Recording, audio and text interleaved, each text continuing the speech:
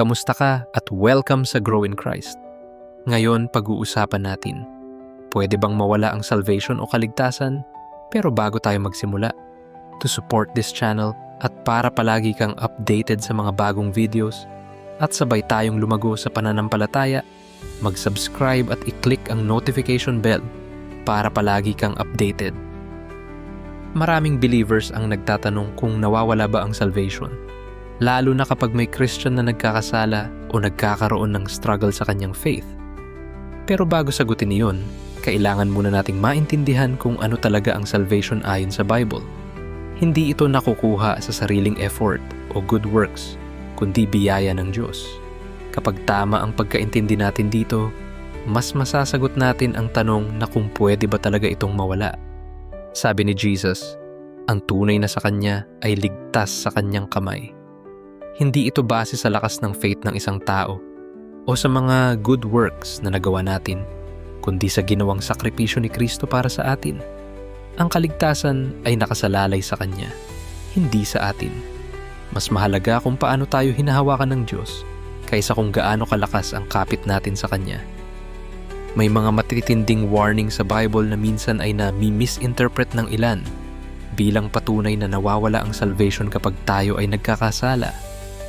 Isa sa mga verses na madalas gamitin ay ang Hebrews 10:26 hanggang 27. Ngunit kapag pinag-aralan natin ito ng maayos, makikita nating isa itong seryosong babala. Hindi ito tumutukoy sa believer na nagkakamali o nakikipaglaban sa kasalanan, kundi sa taong alam na ang katotohanan tungkol kay Kristo, ngunit sinasadyang tumalikod sa Kanya. Ipinapakita ng verse na kung tatanggihan ang nag-iisang tagapagligtas, wala nang ibang paraan ng kaligtasan. Paalala ito na seryosohin ang biyaya ng Diyos at tumugon ng may tunay na pananampalataya. Ang totoong saved na tao ay may totoong pagbabago sa buhay.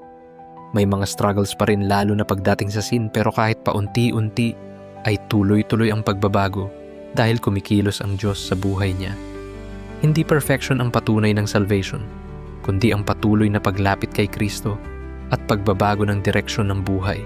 Ang totoong kay Kristo ay tinutulungan ng Diyos na magpatuloy sa faith, kahit may kahinaan o pagdududa. Minsan natitisod, pero hindi pinapabayaan ng Diyos.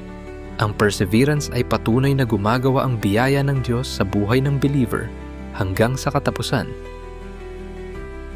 Paalala lang, ang assurance ng salvation ay hindi dahilan para maging kampante sa kasalanan. Hindi susi sa paggawa ng kasalanan ang pagiging mapagpatawad at maawain ng Diyos. Sa halip, lalo tayong nagsusumikap na sumunod at magmahal kay Jesus. Ang tunay na may assurance ay gustong mabuhay ng tama sa harapan ng Panginoon bilang pasasalamat sa kaligtasan na tinanggap niya. Secure ang salvation kay Kristo dahil sa pagmamahal, awa at biyaya ng Diyos sa atin, at ito ay kabilang sa Kanyang mga pangako. Nakikita ang tunay na pananampalataya kay Jesus sa unti-unting pagbabago ng buhay ng isang tao at sa patuloy na paglago ng kanyang relasyon sa Panginoon. Kaya kung alam mong tinanggap mo si Jesus bilang Panginoon at tagapagligtas sa iyong buhay, hindi mo kailangang mabuhay sa takot na baka mawala ang iyong salvation tuwing ikaw ay nagkakasala.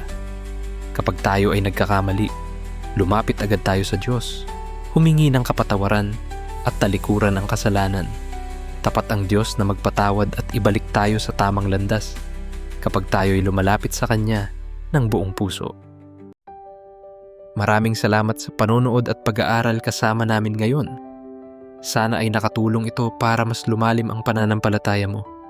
Patuloy tayong mag-aral ng Bible at lumago kay Kristo. Kung nakatulong ang video, like, share, at subscribe sa Grow in Christ para mas marami pang matulungan. Kita-kita sa susunod na study. God bless.